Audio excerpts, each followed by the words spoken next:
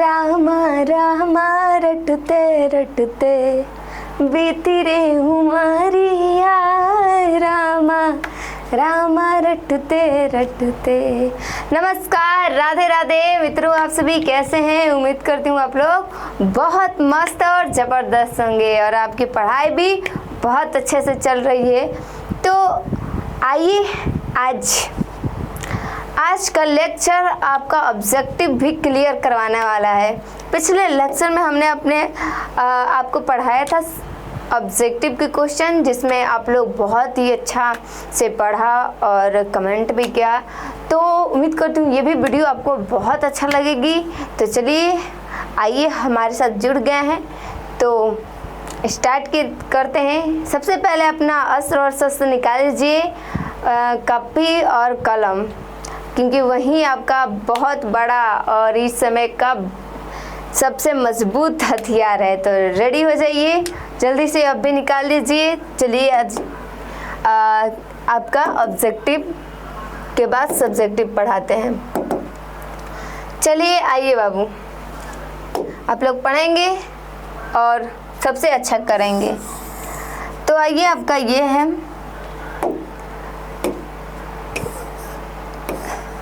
Subjective question. First question क्या कह रहा है देखिए। तो फर्स्ट क्वेश्चन कह रहा है कि किसान संस्कार को भी गोदान संस्कार कहा जाता है, आखिर क्यों? जो हमारे संस्कार, हमारे संस्कृति अलग अलग विभाजित हुई हैं, तो उसमें किसान संस्कार को गोदान संस्कार क्यों कहा जाता है, ऐसा माना जाता है। तो आप लोग माइंड को फ्रेश कीजिए और इसे अच्छे से ध्यान से देखिए क्यों कहा जाता है। तो इसे उत्तर में कैसे लिखिएगा? किसान संस्कार वो संस्कार है जिसमें शिष्य गुरु के घर में ही शिष्य का पहला छौ कर्म यानी हजामती होता था। इसलिए है क्योंकि अब ऐसा बहुत कम देखने को मिलता है, या फिर कहीं कहीं ऐसा जगह होगा। ये सब हम ही लोग के क्षेत्र में ऐसा नहीं होता है।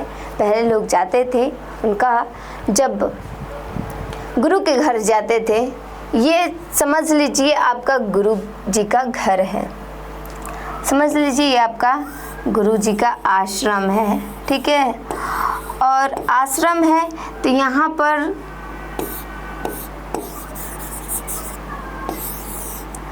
गुरु जी का बैठक होता है और यहाँ पर आपके गुरु जी बैठते हैं। चलिए, यहाँ पर आपके गुरु जी जो शिक्षा देने वाले हैं वो यहाँ पर बैठे हैं और यहाँ पर जितने भी सीखने वाले हैं वहाँ पर विद्यार्थी बैठे हुए हैं। ब्रह्मचारी बोल सकते हैं, क्योंकि पहले के स्टूडेंट्स अभी बोला जा रहा है, पहले के विद्यार्थी नहीं, उनको ब्रह्मचारी। तो यहाँ पर इस प्रकार बैठे रहते हैं और पीपल के छांव में सामान्यतः गुरु जो होते हैं शिष्य को देते हैं शिक्षा। तो पहले उनको शिक्षा, यहाँ गुरु के आश्रम में आने के पहले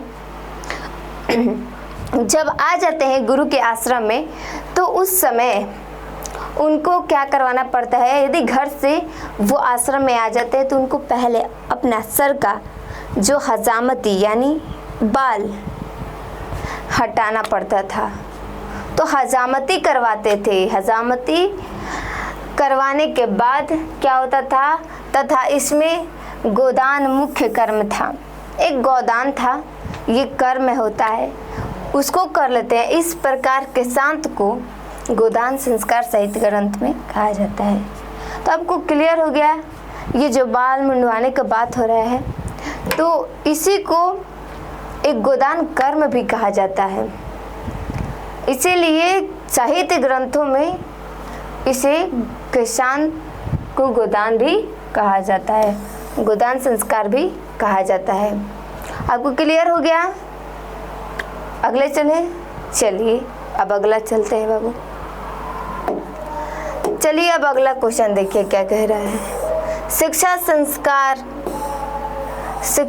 संस्कार कौन कौन से हैं?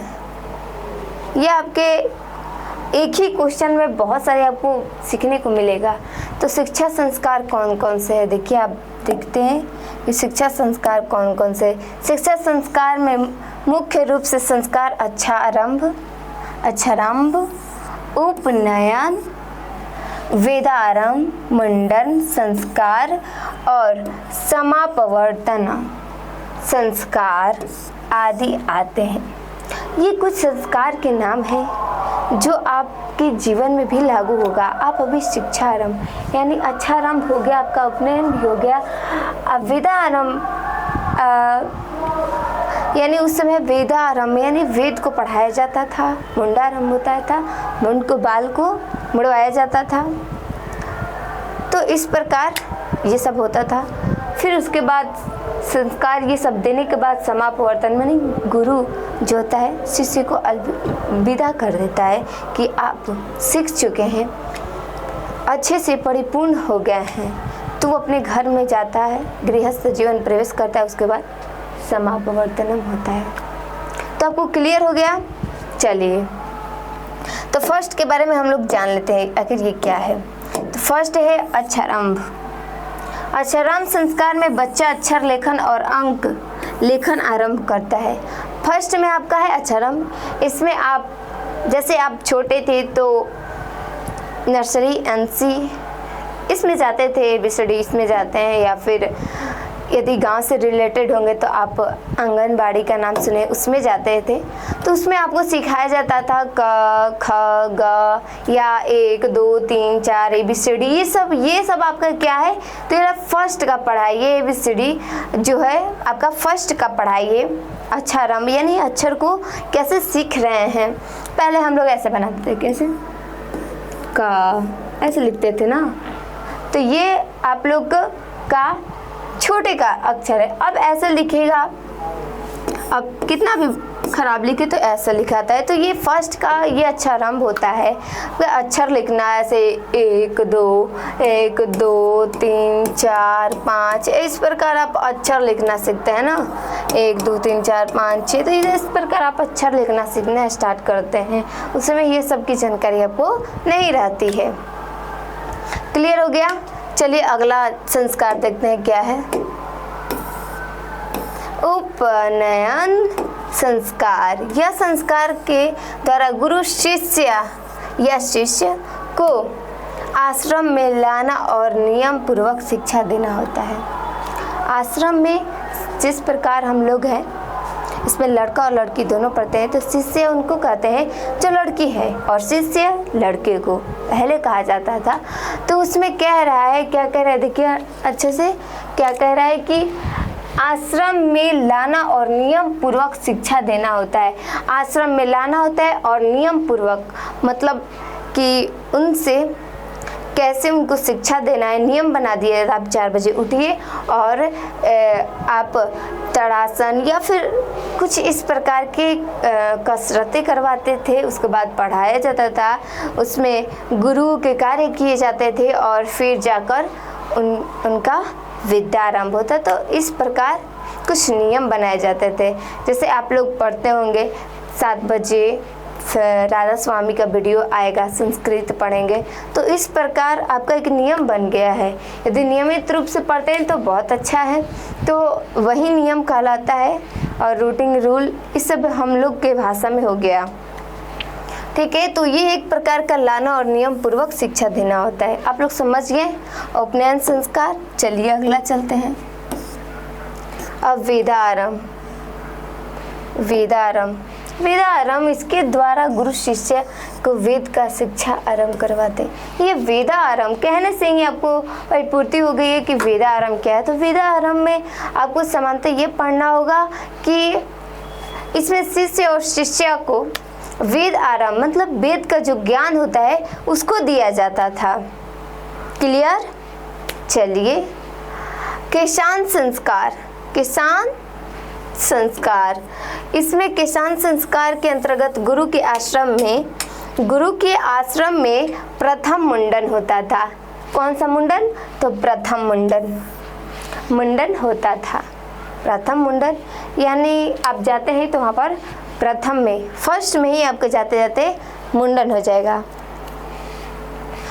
और लास्ट में एक आता है आपका कौन सा, तो लास्ट में आता है आपका एक क्षमापवर्तन संस्कार। इसमें क्या होता है, इसमें होता है यह संस्कार का मुख्य उद्देश्य होता है कि शिष्य को गुरु के घर से अलग होकर गृहस्थ जीवन में प्रवेश कर, शिष्य को गुरु के आश्रम में जाना, गुरु के आश्रम जो होता है उसको छोड़कर गृहस्थ जीवन में, यानी 1 मिनट इसमें प्रवेश करना।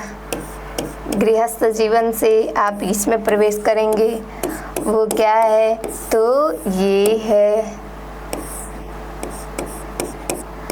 गृहस्थ जीवन, ये कहलाता है। समान तो देखा जाए तो यही होता है। और आप लोग को अच्छे से समझ में आए तो हम बना देते हैं। गृहस्थ जीवन ये होता है, यानी उनकी जो होती है शादी हो जाती है, तो ये है एक प्रकार का गृहस्थ जीवन। समझ में आया आपको, क्लियर? उनका शादी हो जाता है तो ये गृहस्थ जीवन है, वो गृहस्थ जीवन में चले जाते हैं, ये सब शिक्षा प्राप्त करने के बाद। तो चलिए ये भी आप लोग अच्छे समझ गए। अगला क्वेश्चन की ओर चलते हैं। संस्कार किसे कहते हैं, यह कितने हैं? संस्कार आखिर किसे कहते हैं? संस्कार पढ़ रहे हैं, ठीक है, इसे किसे कहते हैं ये बताइए। तो भारतीय जीवन के प्राचीन काल में वैदिक यंत्रों के द्वारा कई कर्म कांड किए जाते थे, उसे संस्कार कहते हैं। इसकी संख्या 16 है। ये पूछ सकता है बोर्ड परीक्षा में कि जो संस्कार की संख्या है कितनी है, तो संस्कार की संख्या 16 होती है। और इसमें क्या होता है, तो इसमें होता है कई कर्म कांड किया जाता है, मतलब कई कर्म होता है संस्कार में, एक ही नहीं होता है कि एक ही से सारा हो जाएगा। इसमें अलग अलग कर्म कांड रहता है, इसमें बहुत सारी विधियां होती हैं और कर्म होता है। चलिए अब अगला क्वेश्चन चलते हैं। आपको समझ में आ रहा है ना? चलिए, विवाह संस्कार, ये आपको बता रहे थे, विवाह संस्कार वही होता है 7 फेरों वाला। तो विवाह संस्कार एक पवित्र संस्कार है। इस संस्कार में मंडप का निर्माण होता है। किसका निर्माण होता है? एक मंडप का निर्माण होता है। लड़की पक्ष लड़का पक्ष का स्वागत किया जाता है। जो लड़की है, कौन?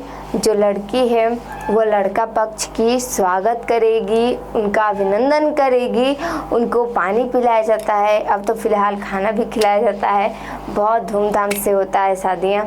तो पानी ग्रहण होता है, उसके बाद सिंदूर दान होता है। पहले के समय में उतना इसका नहीं था कि जयमाला, ये सब वरमाला, ये सब उतना मायने नहीं रखता था। परंतु अब फिलहाल में बहुत सारी ऐसी आइटम है, ऐसे सिस्टम चले गए हैं ना कि पहले का भी संस्कार और अब का संस्कार भी दोनों मिक्स करके चलते हैं। तो आपको क्लियर हो गया इसमें क्या क्या होता है? इसमें होता है मंडप का निर्माण होता है, वर यानी जो लड़की है वो लड़का का स्वागत करता है, यानी करती है। लड़की पक्ष लड़के पक्ष का स्वागत करती है, उनके पानी ग्रहण करती है, उसके बाद सिंदूर दान होता है। कई और इसमें कर्म कांड होते हैं। तो आपको 2 ही नंबर में लिखना है, तो इतना लिख दीजिएगा तो आपका आंसर हो जाएगा।